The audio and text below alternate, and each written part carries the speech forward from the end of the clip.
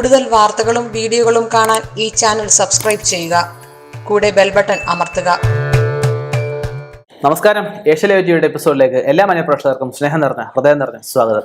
ഇന്നത്തെ നമ്മുടെ വിഷയം എന്ന് വെച്ച് കഴിഞ്ഞാൽ ജോലിയിൽ ഉറച്ചു നിൽക്കാനും സാമ്പത്തിക അഭിവൃദ്ധി ഉണ്ടാകുവാനായിട്ട് ഒന്ന് രണ്ട് ചെറിയ കാര്യങ്ങളാണ് പറയാൻ പോകുന്നത്.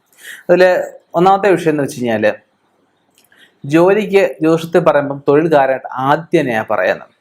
ആദ്യത്തിന് പ്രാധാന്യമുള്ള ദിവസം മലയാള മാസത്തിൽ ഒന്നുകിൽ ആദ്യത്തെ അല്ലെ അവസാനത്തെയോ ഞായറാഴ്ച ദിവസം ആദ്യത്തെ പൊങ്കാല എന്ന് പറഞ്ഞ ക്രിയയുണ്ട്. നമുക്കത് ചെയ്യാം.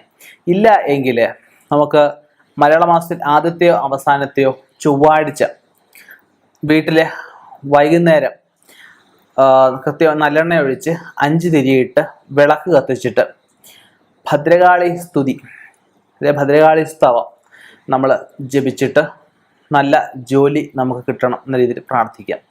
അതുപോലെ മലയാള മാസം 1-ാം തീയതി രാവിലെ തൊട്ട് വൈകുന്നേരം വരെ സാധിക്കുമെങ്കിൽ, ഇല്ല എങ്കിൽ രാവിലെ ഉദയം തൊട്ടൊരു 3 മണിക്കൂറത്തേക്ക് നെയ്വിളക്ക് കൊളുത്തി കിഴക്കോട്ടും പടിഞ്ഞാട്ട് 2 തിരിയിട്ട് നെയ്വിളക്ക് കൊളുത്തിയ ശേഷം ഭാഗ്യസൂക്ത മന്ത്രം ആരുടെയെങ്കിലും കയ്യിൽ നിന്ന് ഉപദേശം വാങ്ങിച്ചിട്ട് പറ്റുമെങ്കിൽ 21 സംഖ്യ ഇല്ലെങ്കിൽ 8 സംഖ്യ ജപിച്ച് ഭാഗ്യ അഭിവൃദ്ധി, അതുപോലെ നമുക്ക് നല്ല ജോലി ലഭിക്കണം, നല്ല സാമ്പത്തിക അഭിവൃദ്ധി ഉണ്ടാവണമെന്ന് പ്രാർത്ഥിക്കാം.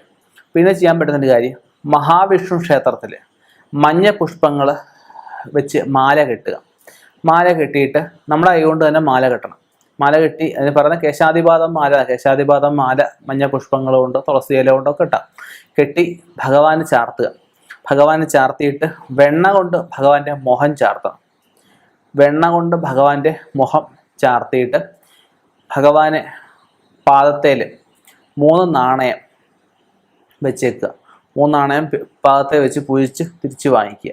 ഒരു നാണയം നമ്മുടെ ഓഫീസിൽ ജോലി ചെയ്യുന്ന സ്ഥലം എവിടെയാണ് അവിടെ നമുക്ക് ഇതിനകത്തോ സെൽഫിനകത്തോ എവിടെ വേണമെങ്കിൽ വെക്കാം. ഒരു നാണയം വീട്ടിൽ പൈസ വെക്കുന്നിടത്ത്, ഒരു നാണയം നമ്മുടെ പേഴ്സിൽ. ഇത് 3ഉം സൂക്ഷിക്കാം. അങ്ങനെ നമുക്ക് ഇടയ്ക്കിടയ്ക്ക് നമുക്ക് ഇതിന് പവർ കുറഞ്ഞെന്ന് തോന്നുമ്പോഴത്തേക്കും ഈ 3 നാണയം കൊണ്ടുവന്ന് വഞ്ചിയിലിട്ട് വേറെ 3 നാണയം പൂജിച്ച് കൊണ്ടുപോയി വീണ്ടും വെക്കാം. ഇതൊക്കെ ജോലിയിൽ അഭിവൃദ്ധി ഉണ്ടാകാൻ നല്ലതാണ്. ഒരു ജോലിയിൽ ഉറച്ചു നിൽക്കാനായിട്ടാണെങ്കിൽ ദുർഗാദേവി ക്ഷേത്രത്തിൽ തൃഷ്ടിപ്പ് മന്ത്രം കൊണ്ട് രക്തചന്ദനത്തിൽ മുക്കി വെളുത്ത പുഷ്പം രക്തചന്ദനത്തിൽ മുക്കിയിട്ട് ഒന്നുകിൽ 116 ഇല്ലെങ്കിൽ 144 ഇല്ലെങ്കിൽ 108, ഒന്നും പറ്റുന്നില്ലെങ്കിൽ 56 ആയാലും മതി സംഖ്യ തൃഷ്ടിപ്പ് മന്ത്രം കൊണ്ട് പുഷ്പാഞ്ജലി കഴിക്കുക. പിന്നെ ചെയ്യാൻ പറ്റുന്നൊരു കാര്യം എന്ന് വെച്ച് കഴിഞ്ഞാൽ ബാലഭദ്രാക്ഷേത്രത്തിൽ ഒരു വെളുത്ത പുഷ്പം ഒരു ചുവന്ന പുഷ്പം അങ്ങനെ 108 പുഷ്പം വെച്ചിട്ട് മാല കെട്ടി ചാർത്തണം. മാല കെട്ടി ചാർത്തുന്ന വെച്ച് കഴിഞ്ഞാൽ 3 കറുത്തവാവിനാണ് ചാർത്തുന്നത്. വാവിന് ചാർത്തിയിട്ട് ഭഗവതിക്ക് ഈ തിരളി നിവേദ്യം എന്ന് പറഞ്ഞ നിവേദ്യമുണ്ട്.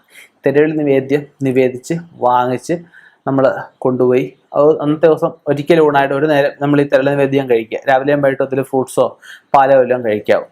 അങ്ങനെ നമുക്ക് ജോലി ഉറച്ചു നിൽക്കാനുള്ള കാര്യം നമുക്ക് ചെയ്യാം. പിന്നെ നമുക്ക് ചെയ്യാനുള്ളത് ഗണപതി ക്ഷേത്രത്തിൽ കദളിപ്പഴം കോർത്ത് മാലയായിട്ട് ചാർത്തുക.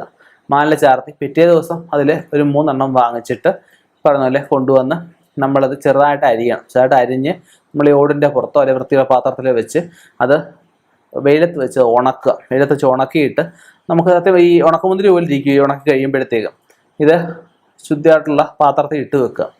അത് പതിവായിട്ട് രാവിലെ ജോലിക്ക് പോകുമ്പോൾ ഓരോ കഷ്ണം എടുത്ത് കഴിച്ചുകൊണ്ട് പോവുക.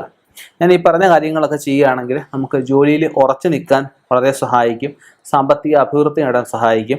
ജോലി ഉറച്ചു നിൽക്കുക യന്ത്രങ്ങളായിട്ടൊക്കെ പറയുകയാണെങ്കിൽ ആദിത്യ യന്ത്രം പറയുന്നുണ്ട്, അതുപോലെ ഭൈരവ യന്ത്രം പറയുന്നുണ്ട്, അതുപോലെ തന്നെ ദക്ഷിണാമൂർത്തി യന്ത്രം പറയുന്നുണ്ട്, ദക്ഷിണാമൂർത്തി ശിവ യന്ത്രം പറയുന്നുണ്ട്, മഹാരുദ്ര യന്ത്രം പറയുന്നുണ്ട്. പിന്നെ വിഷ്ണു സങ്കല്പത്തിലാണെങ്കിൽ ഈ പറഞ്ഞ ഭാഗ്യസൂക്ത യന്ത്രം പറയുന്നുണ്ട്, പുരുഷസൂക്ത യന്ത്രം പറയുന്നുണ്ട്. പിന്നെ സാമ്പത്തിക അഭിവൃദ്ധി നേടാനാണെങ്കിൽ ധനാകർഷണ ഭൈരവമൂർത്തി, ധനാകർഷണ ലക്ഷ്മിമൂർത്തി, ധനാകർഷണ കുബേരമൂർത്തി യന്ത്രങ്ങളൊക്കെ നമുക്ക് സാമ്പത്തിക അഭിവൃദ്ധി നേടാനായിട്ട് പറയുന്നുണ്ട്.